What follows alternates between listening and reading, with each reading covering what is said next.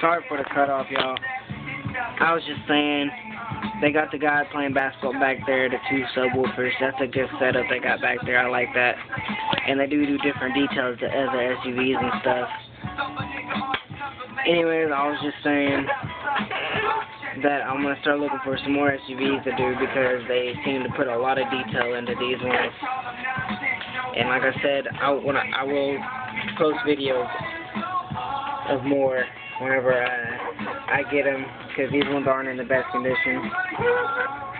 And I will be getting more soon, so hope y'all look into it, because they will look a lot better than these.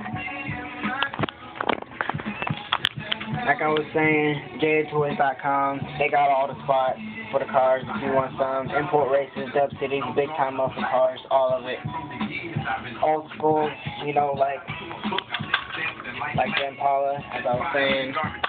That's what I was telling you about. On my last one, I had a silver one, and it was raised up high in the back.